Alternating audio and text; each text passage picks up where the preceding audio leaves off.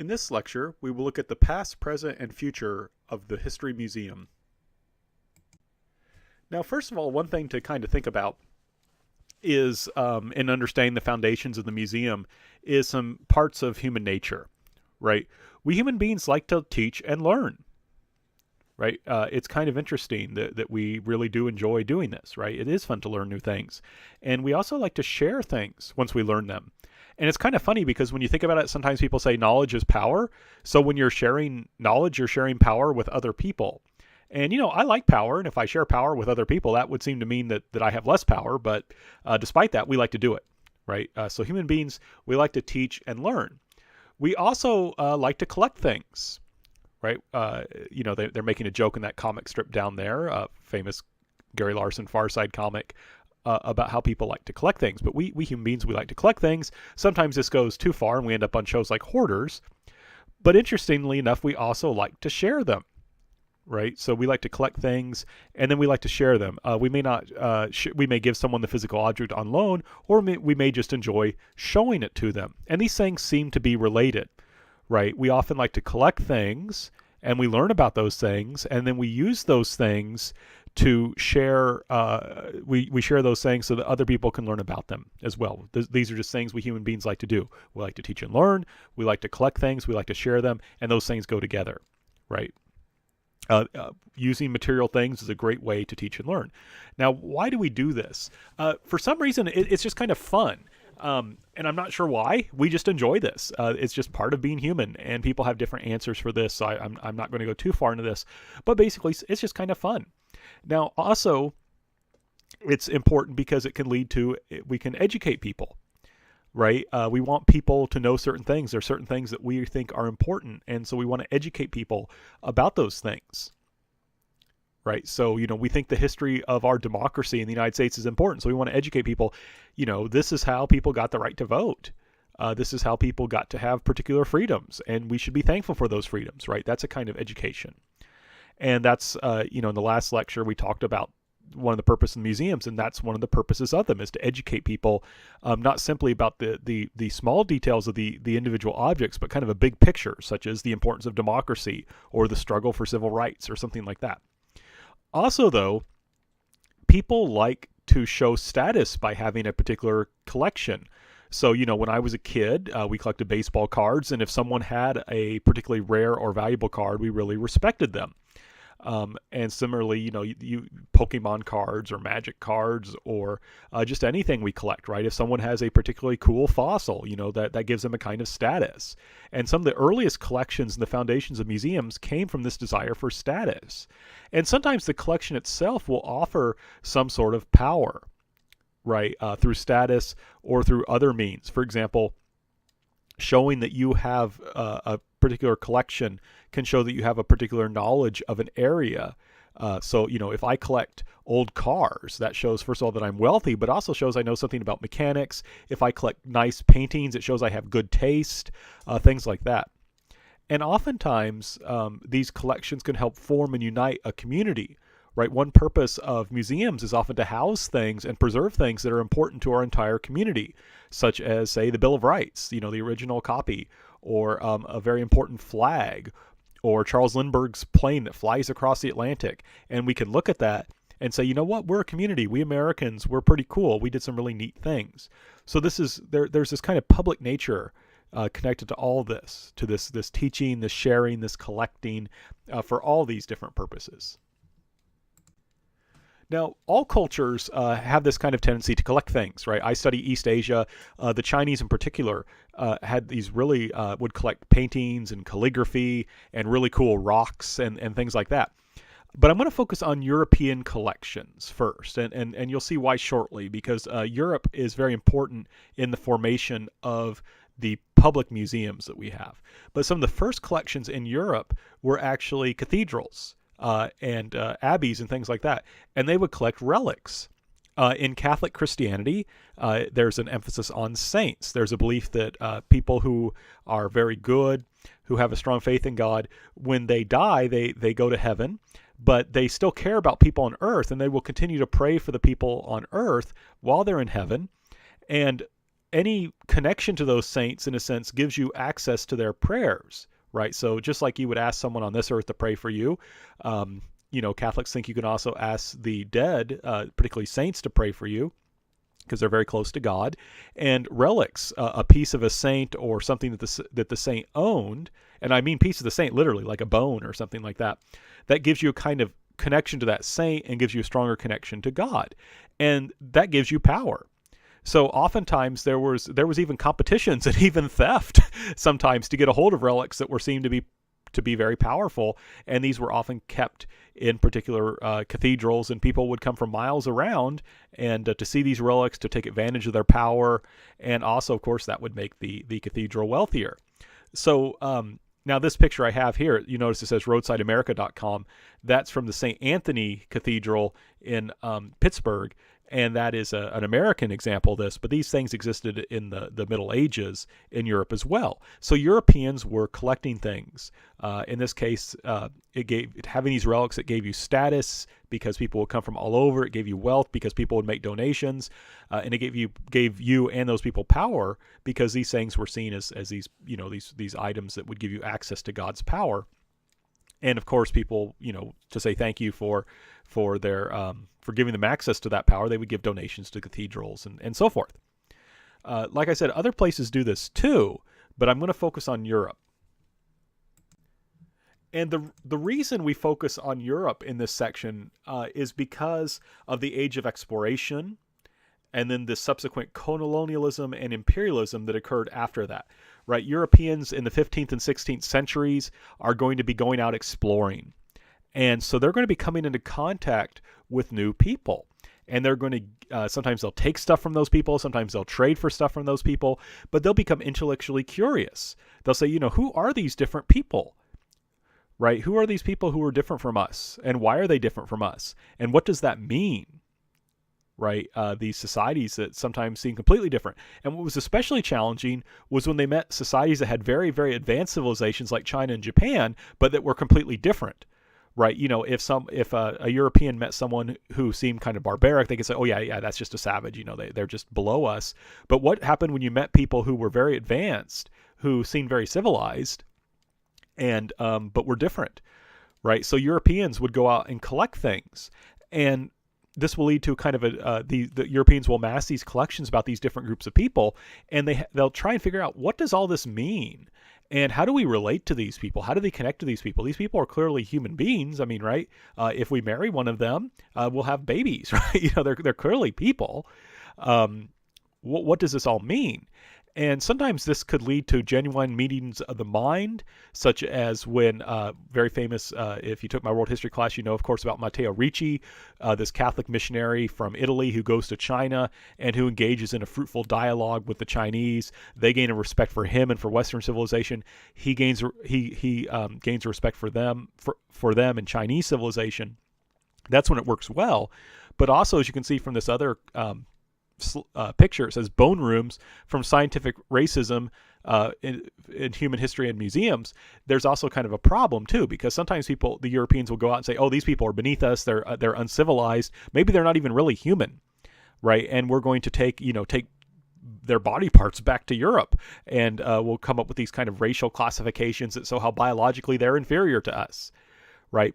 So in a sense, museums in a public way, the definition, we were talking about museums in a previous section, those are really developed in Europe first, right? And in an attempt to grapple with this new information that's coming into Europe as Europeans go out and explore. Now, we aren't going to really get full-fledged museums or even full-fledged history museums yet, right? We're not quite there. But what we have is now Europeans going around and they're collecting stuff. And they're collecting lots and lots of different kinds of stuff. So if you look at these two pictures, right, you can see the kind of things they're collecting, right? They're collecting animals. They're bringing back, especially if they're interested in animals that are not native to Europe, right? You're not going to see a lot of crocodiles in Europe, for example. So they're bringing those back. And you can see, if you look particularly on the picture of the right, it's there's seashells, but there's also like coins. There's paintings, there's statues from all over the world that people are bringing back. And initially, these just kind of go in private collections, right? Initially, these kind of go into private collections.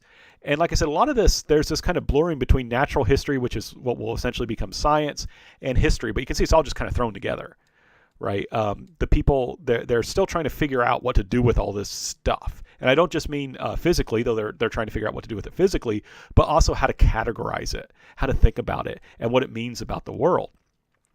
Now, what does this mean for the museums? Well, first of all, you're starting to get collections, right? Museums need stuff to show people. So you're starting to have collections.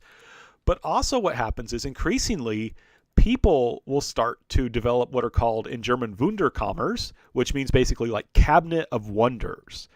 And they develop like they'll wealthy people will have a room that they'll dedicate to this stuff. And people will want to see it.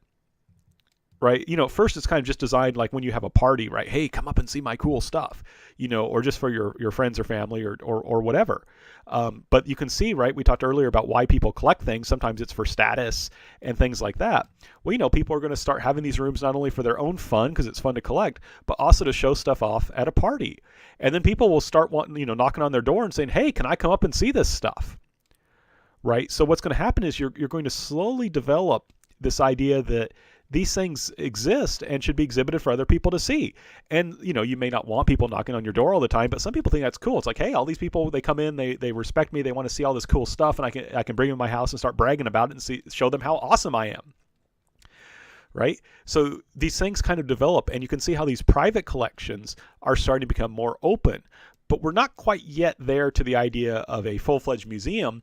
They don't, at this point, you can just see they're not very well categorized. They're not really telling much of a story. It's just a bunch of neat stuff.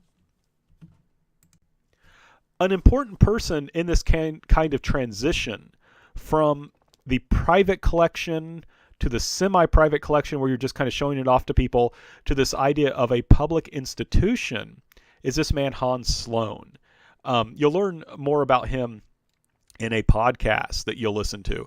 But Hans Sloane was a collector, and he collected stuff from all over the world. And when he died, he insisted that instead of it being split up, it be put on public display. And that will lead to the development of what is called the British Museum, his collection. So he dies in 1753, and that's kind of understood to be the year the British Museum begins. And like I said, there's a podcast that's assigned that you'll listen to that will talk more about him, so I'm not going to talk a lot about him a whole lot. But we will talk a lot about the British Museum because it's one of the premier early Western museums, and it becomes much more public. Right? At first, like I said, it's kind of like, people in your neighborhood, you let them in to see your Wunderkammer. But with the British Museum, it was officially public. They weren't really supposed to turn people away, right? And it wasn't a private house. It was an actual institution, a building where people could come to. Now, it was kind of complex. In order to actually see the museum, you had to apply, and they would give you a ticket, and they would tell you, okay, you can come at this time, and you could only come in for 2 hours. So it was very limited to the public.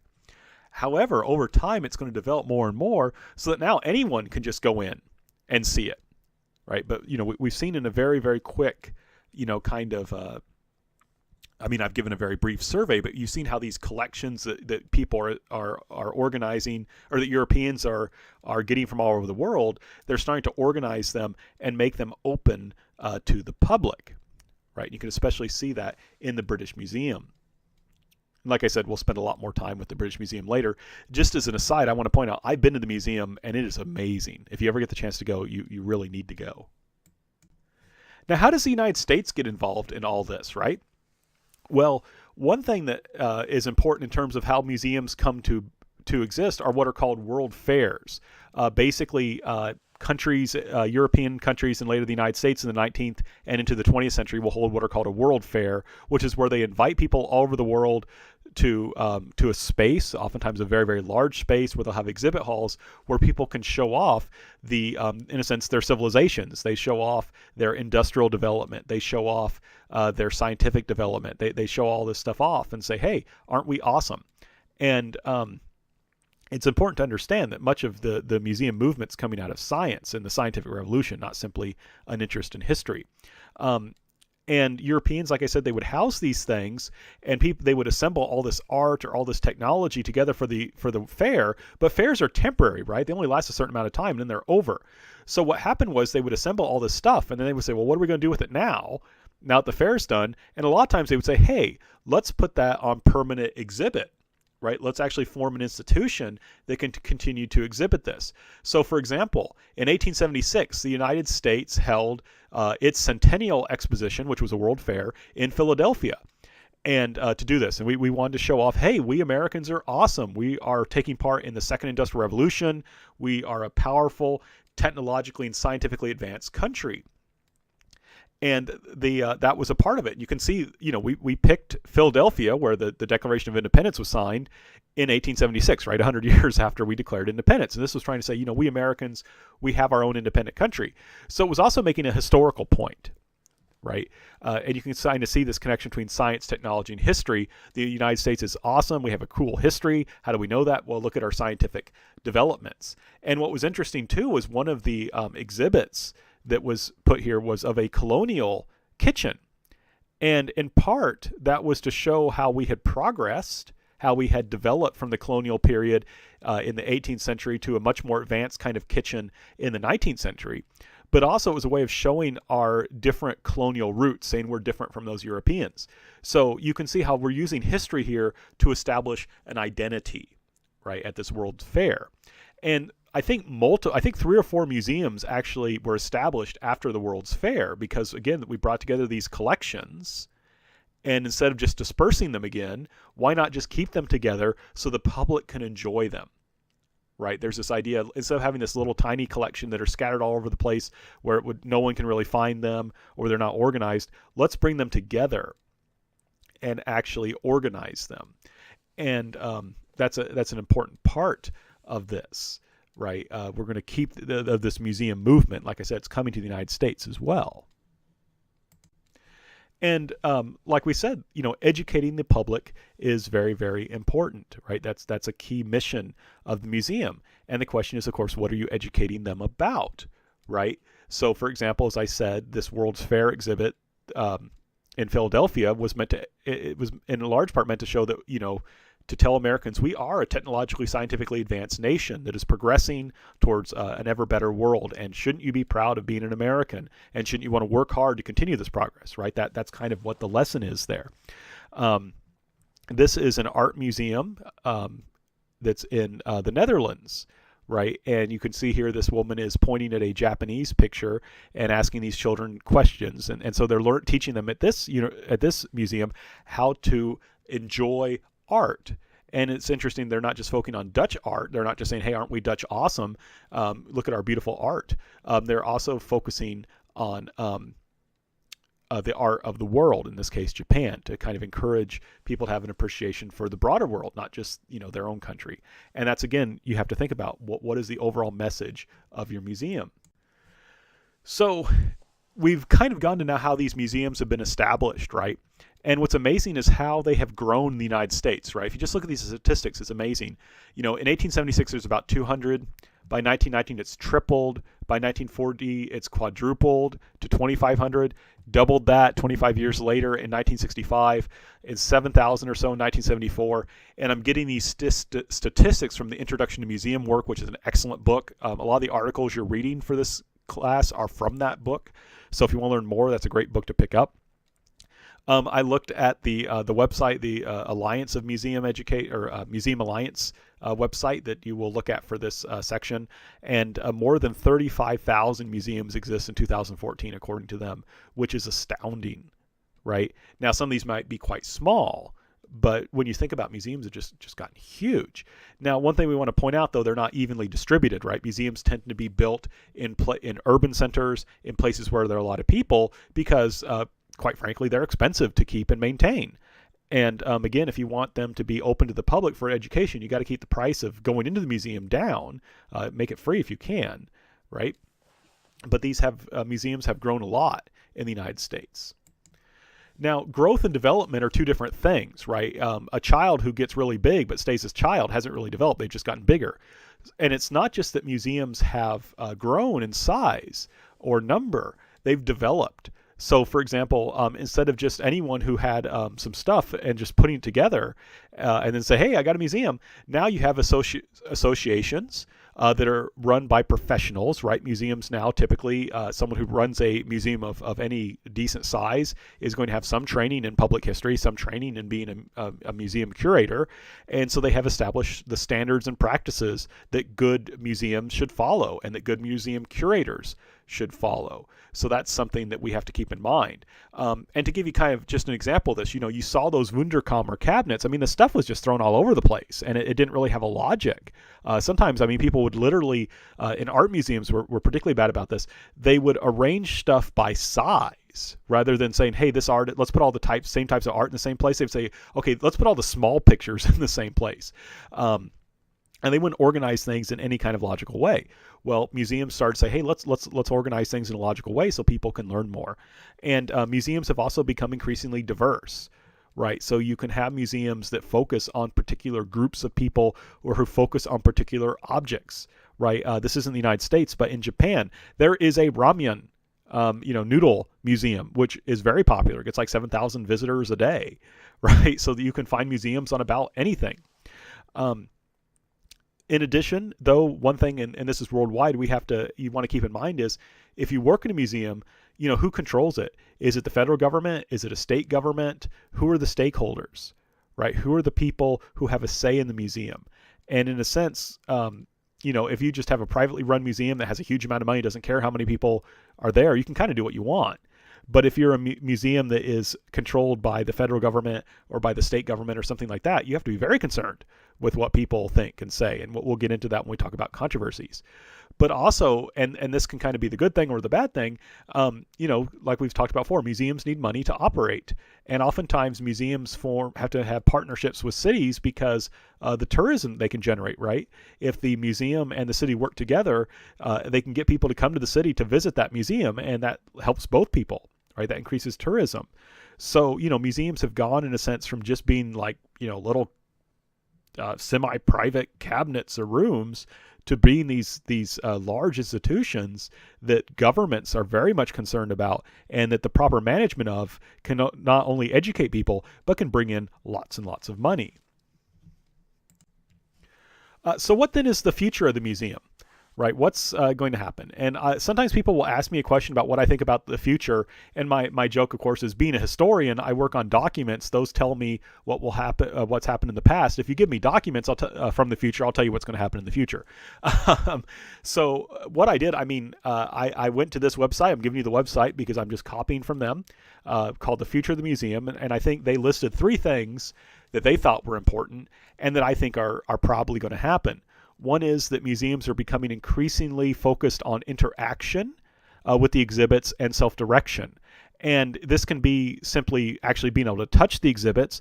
But I think with smartphones and with apps, right, people criticize those and they can be frustrating. Like, how do you get people to put down their phone and pay attention to the exhibits?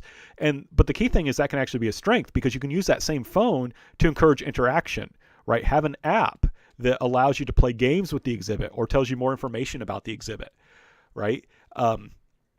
And that can help lead to increased self-direction where people can go to those parts of the museum they think are the most interesting, interact with them the most.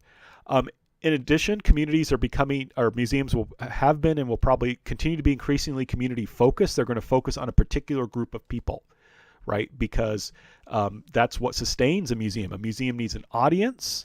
It needs people who are going to support it financially and in terms of their time and things like that.